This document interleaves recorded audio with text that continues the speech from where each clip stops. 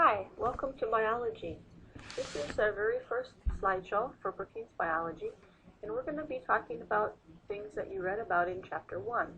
Basically, what is science? And more specifically, what is biology? And then what are some of the characteristics of living things? That's what we're going to be studying about this year in this class.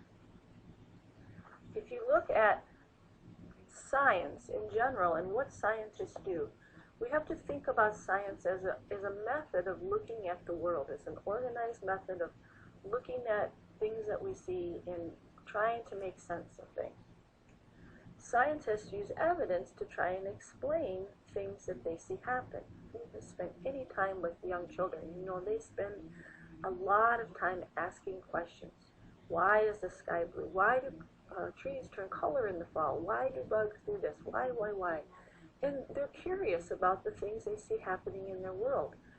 And scientists do the same thing. They see something happen and they want to understand what's going on. So what scientists do is collect evidence. They do experiments, they collect data, and they try and organize that information into a framework that helps us make sense of what we see and see things happen in our world. What we have to remember is science only deals with what we call the natural world.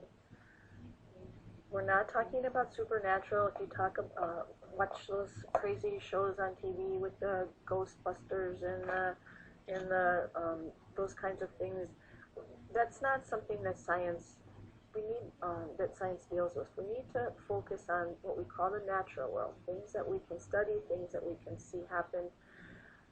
What scientists do is look for patterns and connections, because that helps us make sense of the information that we know. If we're just memorizing random facts, it gets pretty complicated. And if you think about it, you started doing this as a very young child. Most of us watched Sesame Street when you were younger. And one of the things they ask you to do on Sesame Street is play that game. 3 of these things go together and one of them is different. And you had to look at pictures of objects and look for patterns. Which ones are alike and which one is different? These things are all red and this thing is yellow. These are all round shapes and this one has a square shape. We start doing that at a very young age, and the reason is that it helps us to make sense and understand what's going on in the world.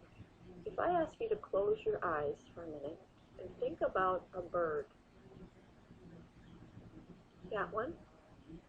Probably most of you didn't think of the exact same bird. Maybe some of you thought of an eagle or a bird that you saw in your yard like a cardinal or a blue jay or a robin.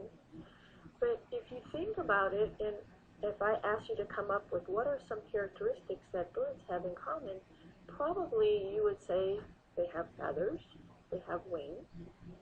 And so even though we maybe think of different kinds of birds, we can kind of make sense, and you know what I'm talking about when I say the word bird, because there's a connection between that, the characteristics that birds have, all birds have.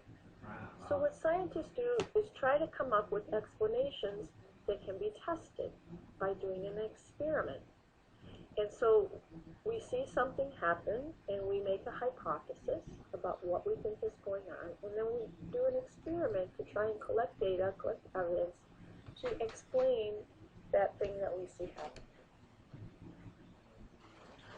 What we have to remember though is science is not just facts. Sometimes we think about science as just I have to memorize these vocab words or memorize these ideas. But science is more than that. Science is not just memorizing information. It's more of a way of knowing and thinking about things and making those connections. Because we're always learning new things, and kind of what we think about as facts sometimes change. A long, long time ago, humans thought that if you went out far enough in a boat, you would fall off the edge of the earth. The fact at that time was that the earth was flat. And we know that's not true now. And how do we know? Because our experience has changed. Our technology has changed. We have new tools and ways of looking at things and collecting evidence. And now we have satellites. We've been up in space in rockets. And we can look back at the earth and have a view that those early people didn't have. And so our fact now is not that the earth is flat, but that the earth is round. So even though the facts change, if you think about science as a way of knowing things, it makes more sense in helping us to understand the world that we live in. So if we think of science rather than a list of facts that we have to memorize, but a way of looking at the world and examining evidence, experimenting, thinking, questioning, looking for those patterns, it makes a lot more sense. So science isn't, remember we said science is a way of thinking. It's a way of explaining things, a way of looking at the world, and a way of asking questions. So all of those things that scientists do, analyzing, making models, graphing, using math to collect evidence, examining things, experimenting, looking for patterns, predicting, all of those things are what make up science and what scientists do. If you think about all of the things that are going on out in the real world, remember I said science isn't just something that you read about in a book. Science is real world, and a lot of the things that we're going to learn about this year and talk about this year, you're going to hear about in the news. Even the average person needs to have an understanding of science, because probably most people aren't going to go on to become scientists, but you are going to be a citizen and making decisions in the future about how we're going to spend our tax dollars or what we should do about environmental issues. And you need to have an understanding of biology to make intelligent decisions about a whole range of issues that affect our lives, that have something to do with biology. Think about all the things you're hearing about in the news, about should we build the Keystone Pipeline? Should we be fracking for oil? Stem cell research. We talked about Molly and her little brother and using stem cells to provide cures for people. Climate change, nuclear power, genetically modified crops, gene therapy, cloning, all of these different things that you hear about in the news. You have to have an understanding about science. So science isn't just memorizing facts. It's a way of analyzing and looking at issues and making good decisions. Okay, so what is biology? Biology is the science of life. The ending ology on the end of the word means study of. Ology in biology, bio, means life, living things. Study of living things. And that's what we're going to study this year in this class. We're going to look at you are a living thing. The reason we're doing this is to have an understanding about what's going on inside of you and the world that we live in. Think of all the other living things that share our planet. Animals, plants, bacteria, all kinds of different organisms. And we're going to study those and learn about those connections between organisms and what's going on inside them. There's a place now, I want you to stop the video, put pause, and go back to the website. And next to where you started your slideshow, there is a little place where you can watch these two videos. It's alive, part 1 and part 2. And when you've done that, come back to the PowerPoint and finish watching this video.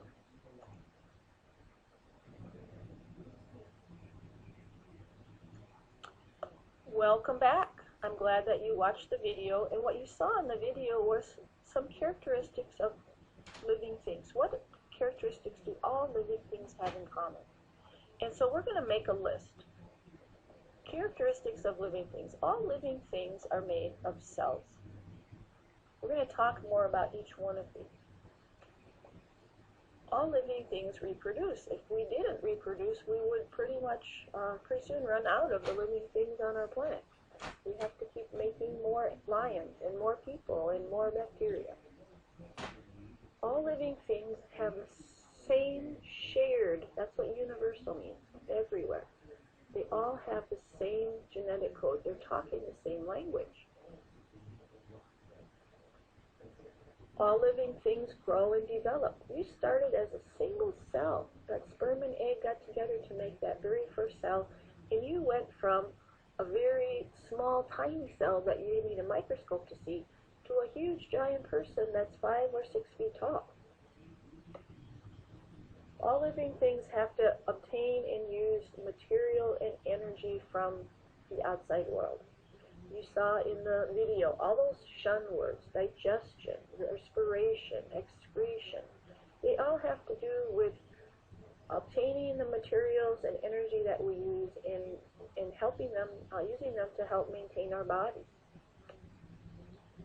Living things respond to their environment. Very important one. Living things maintain a stable internal environment. Maintain a stable internal environment. We like to keep things nice and steady. And the last characteristic, as a group, not individual organisms, but as a group, living things change over time.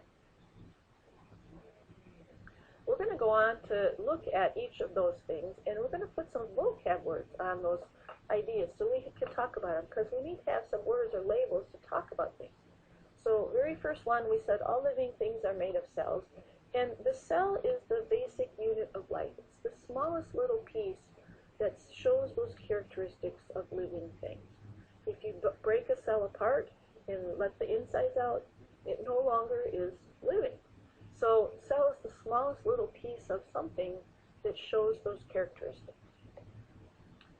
Okay, in the video you saw some vocab words flash on the screen that talked about and had to do with cells.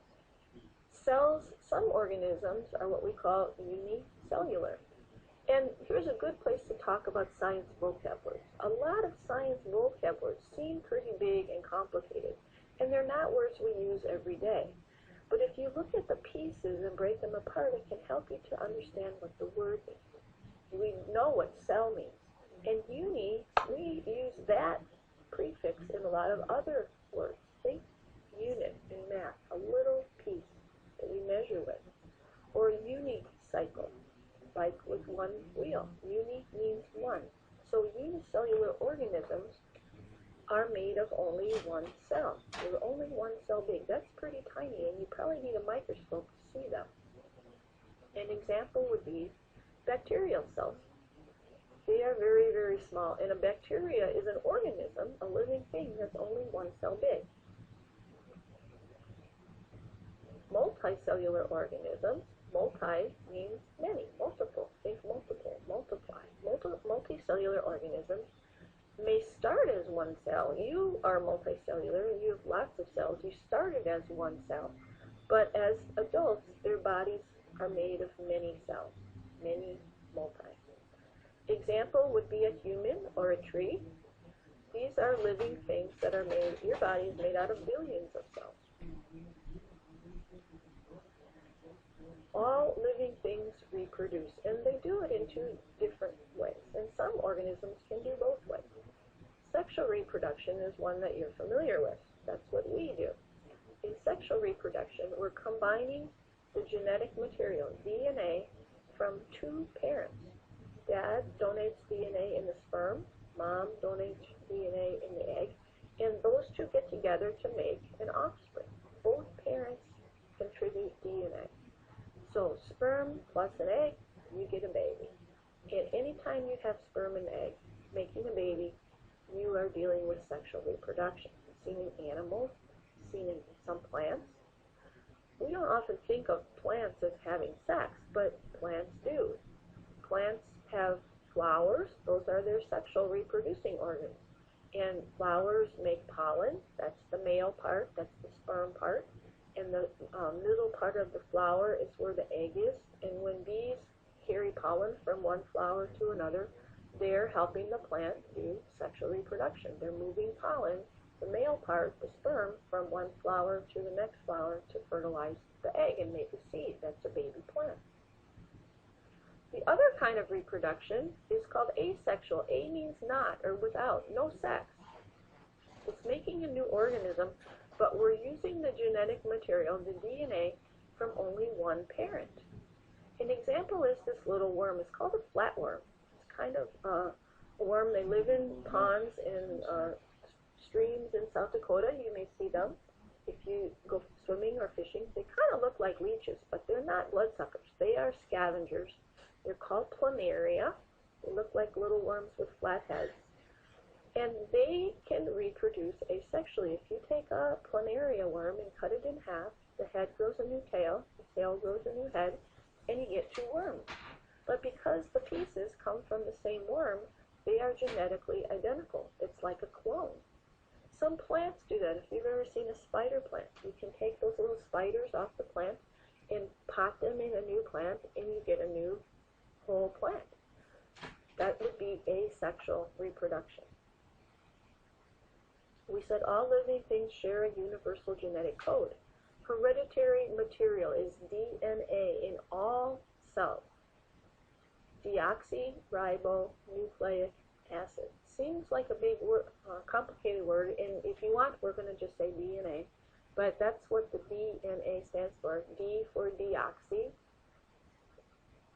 deoxyribo, deoxyribo, that's the sugar that's in there. Nucleic is the N, acid is the A, nucleic acid. If you look at a little piece of DNA that has instructions that tell the cell to do something, usually making a protein that has a function in the cell, that little piece of DNA that tells the cell how to do something is called a gene. And we're going to look at genes and we're going to look at DNA this year and see how that whole process works. We said all living things grow and develop. If you're a small cell, a single-celled organism, you grow bigger by just making your cell bigger, increasing your size. Bacteria do that. Even though they're very small to begin with, they can grow a little bit bigger.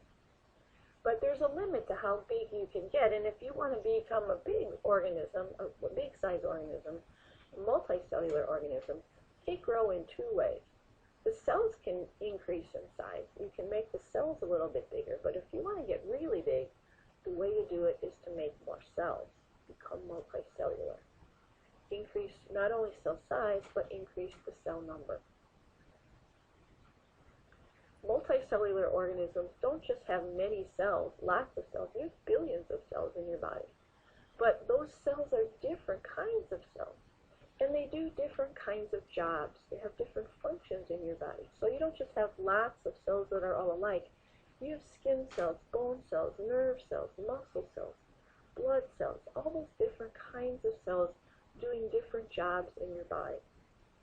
That's kind of the cool thing about being multicellular. If you're a one-celled organism, that cell has to do everything, because that's all you have is your one cell.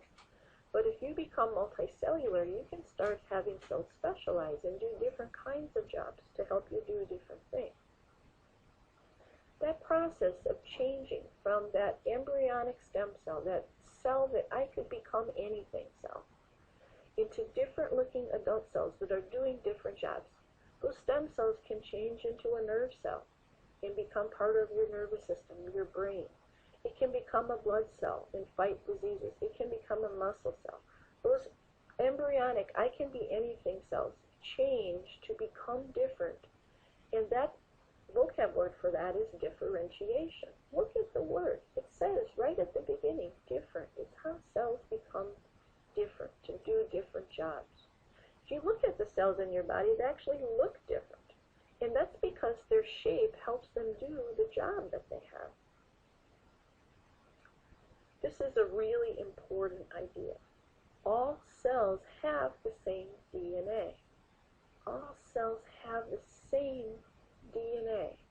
So a muscle cell has the code, has the genes inside that tell it how to do brain stuff, and how to do blood stuff, and how to do bone stuff. But they don't use those genes. What makes cells different, what makes a blood cell different from a bone cell, or a nerve cell different from a muscle cell, is which of those genes they turn on, and which of those genes they turn off. So even though all the genes are there, they don't use all the genes. Muscle cells turn off the brain genes, and turn off the blood cell genes, and turn off the bone genes, and turn on genes that they need to become muscle cells and do their job as a muscle cell. It's kind of like when you go to the library and you have a whole library full of books, but I like reading mystery books. So when I go to the library, that's the first section that I head to. And I don't read all the books in the library. I only read the ones that are important to me, the mystery books. And that's kind of what a cell does. Even though it has all the code, all the library, the information to do all the jobs, it really is just reading and using those genes that help it to do its own specific job, like be a muscle cell or a nerve cell. We said all living things take in material and use energy. They need that in order to do their other thing that they do, which is grow and develop. Organisms need a constant supply of building material, building blocks, and energy. So when a sheep is eating lunch, the sheep is taking those food molecules and the energy that's in the food and using it to make more sheep, to make its body to have the energy it needs to run and do all the things that sheep do. And living things get their energy and take in their materials in a little different way depending on what kind of organism they are. You learned this word before, I know, in middle school, autotrophs. Troph has to do with the way you get your food, and autotrophs can do it by themselves. Think automatic. They use energy from sunlight or chemicals to make their own food. We also call them producers because they can produce their own food using sunlight. Example is green plant. They use photosynthesis to turn sunlight energy into glucose. Glucose is a sugar, and that's the food that most living things burn for energy.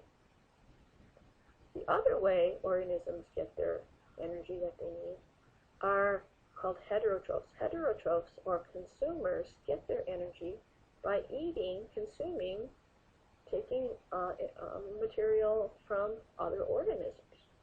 Example would be animals, and that includes you. We are heterotrophs. We can't lay in the sun and make our own food like a green plant can. We have to get food energy by eating things. Most bacteria are heterotrophs.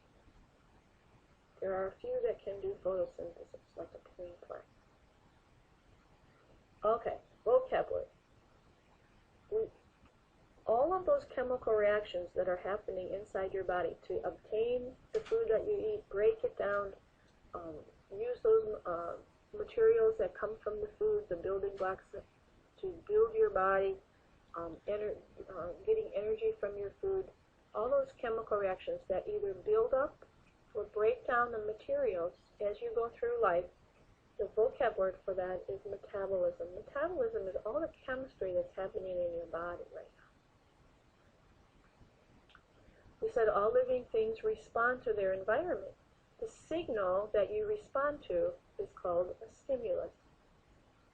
Stimulus is a signal that you get when you are driving your car and you come up to a stoplight and you see yellow. That's a stimulus. What does it tell you to do? What's your response? Don't say go faster. Yellow is a stimulus that tells you red light's going to be turning red. You slow down and get ready to stop.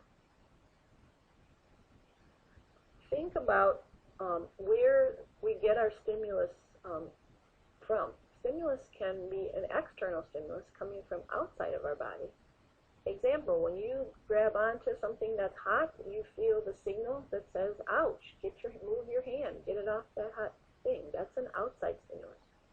When a seed senses that it's in a place where the ground is warm enough and there's water enough and the sunlight is shining, the roots respond to gravity and grow downward, and the leaves grow upward, and the plant, the little seed sprouts, and we start to make a plant. It's responding to the signals that it gets from the environment, telling this is a place and a time that you should start to grow. Stimulus can also be an internal stimulus.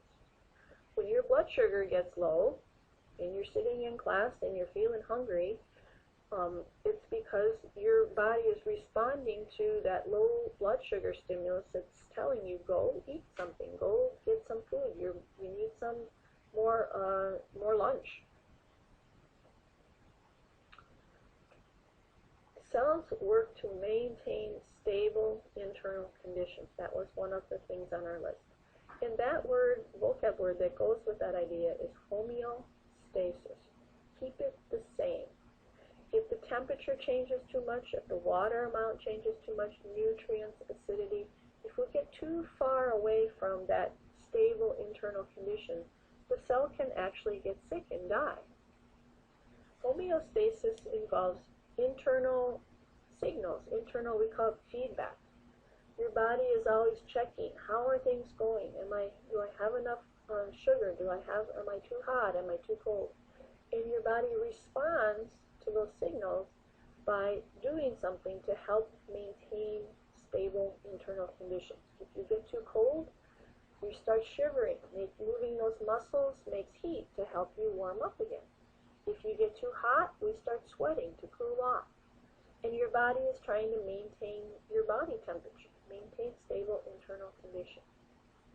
If you go to the 7-Eleven or the Shell station and buy a couple of those big giant big Coke sodas and you drink those, the very next place you have to go is to the bathroom. You take in extra water, basically that's what pop is sugar water, and your body's response is, hey, I need to maintain my water level, maintain my sugar level. And so what do? The way you get rid of excess water is you go to the bathroom. Maintaining your water level, maintaining your balance of water and ions in your body is called osmoregulation. It's a kind of homeostasis. The last thing we said is all living things as a group, not as an individual, but as a group, change over time. And the vocab word that goes with that is evolution. We're going to talk more about evolution later on this year. But what evolution does, change over time. We can see that in the fossil record, how organisms have changed over time. It allows for survival of a species. As the world changes, the environment changes, organisms, populations in that place have to change with it. And we're going to talk about how that works and study a little bit about evolution later on in the semester. So that is the end of our slideshow. Those are the characteristics of living things, and thanks for watching.